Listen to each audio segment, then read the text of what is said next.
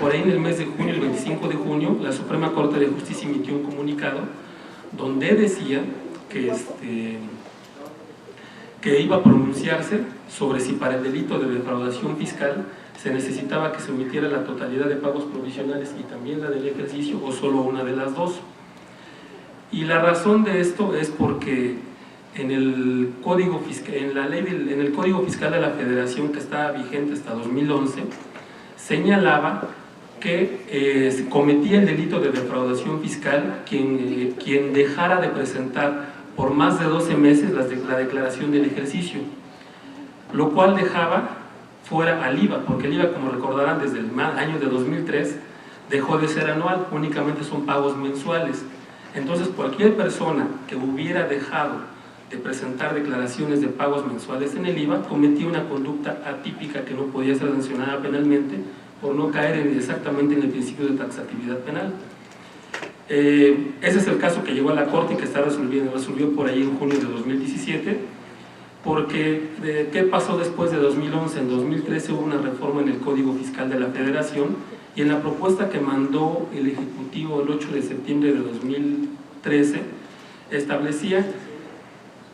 ya vimos que el IVA se nos está escapando, y el IEPS y otros impuestos que se pagan a nivel provisional, vamos a cambiar el código para que ahora diga que se castigará no solo la omisión en la presentación de la declaración anual, sino también los pagos mensuales.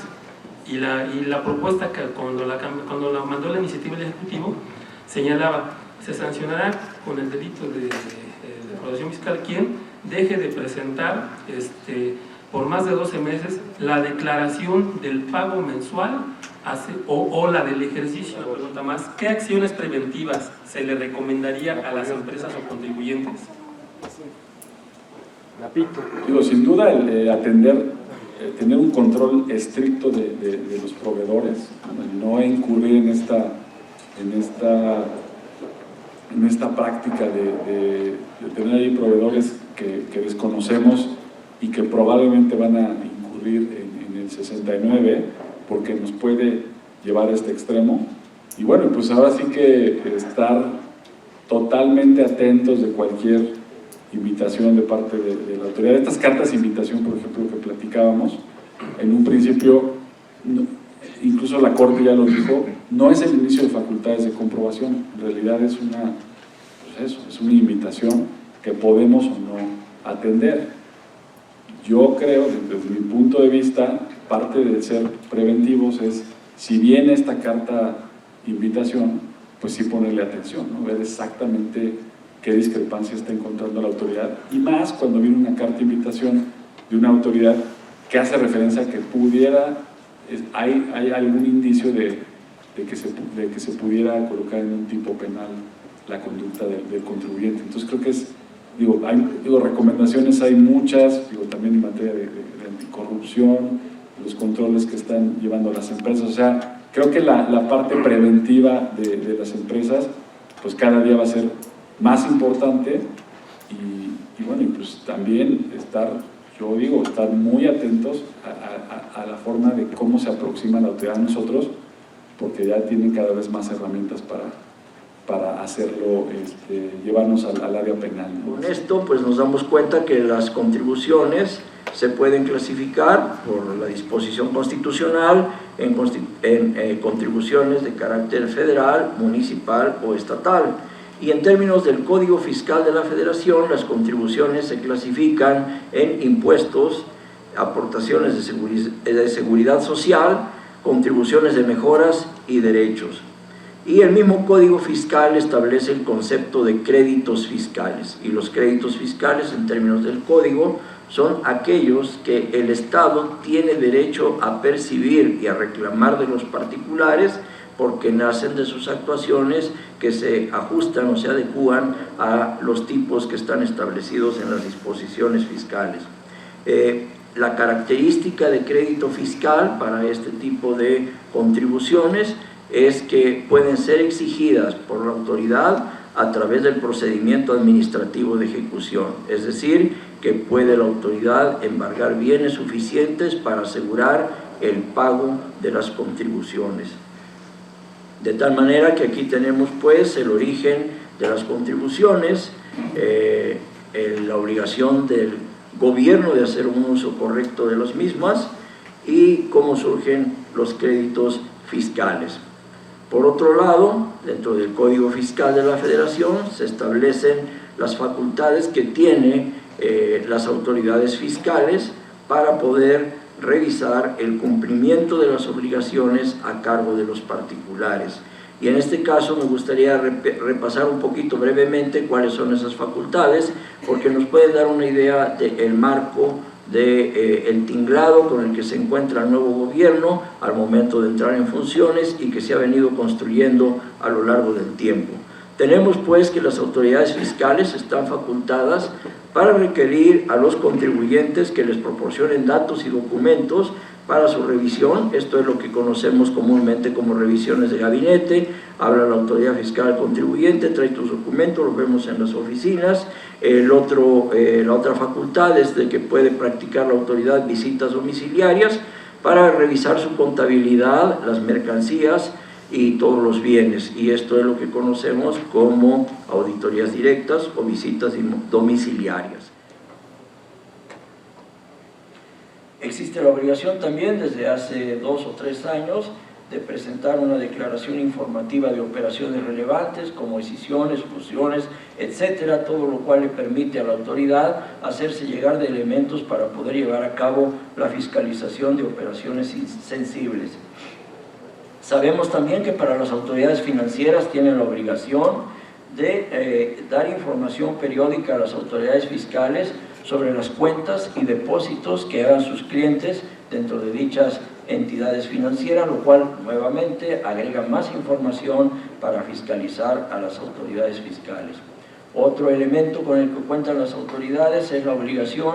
para aquellos particulares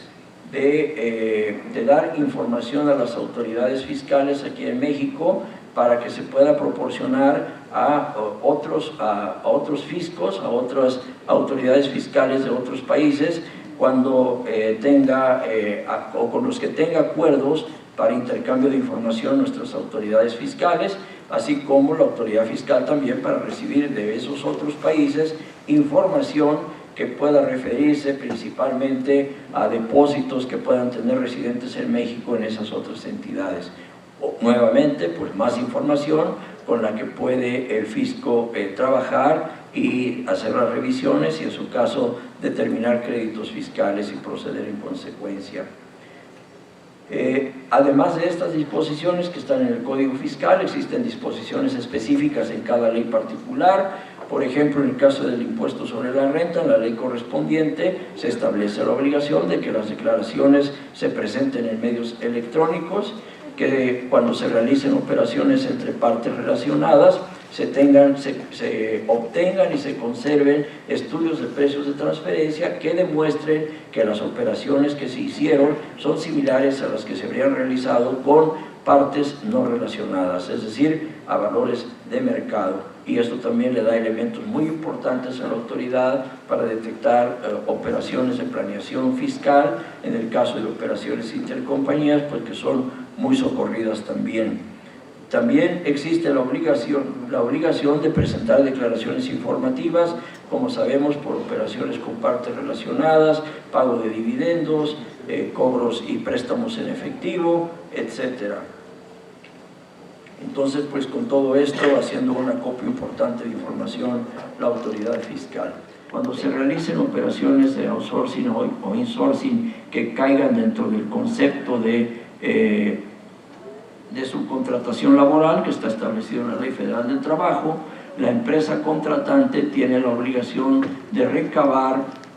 información en relación con los pagos que le haga su contratista relacionados con los pagos que a su vez el contratista le haga a su personal y recabar el contratante los comprobantes de pago al personal para asegurar que se estén haciendo los pagos correspondientes que aquí se triangulan en este tipo de operaciones y asegurar el pago de los impuestos al fisco federal, de tal manera que el contratante además tiene la obligación de recabar del contratista sus declaraciones en donde haya enterado los impuestos retenidos al personal que haya cumplido con sus obligaciones en materia de seguridad social, y en materia de IVA, que el contratista haya enterado el IVA que le trasladó al contratante. Todas estas obligaciones, que también son recientes y que están en la Ley del Impuesto sobre la Renta y del IVA, pues es un elemento muy importante de fiscalización para nuestras autoridades, y para los contribuyentes pues es una carga administrativa también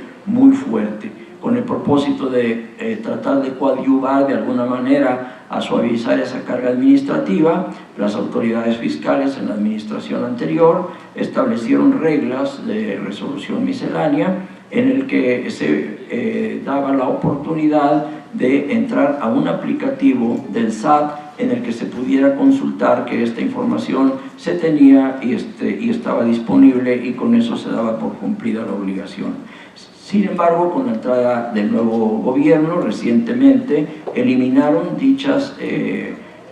o esta facilidad de utilizar este aplicativo, de tal manera que en lo sucesivo pues se tiene que recabar la información directamente de los contratistas, y lo cual pues vuelve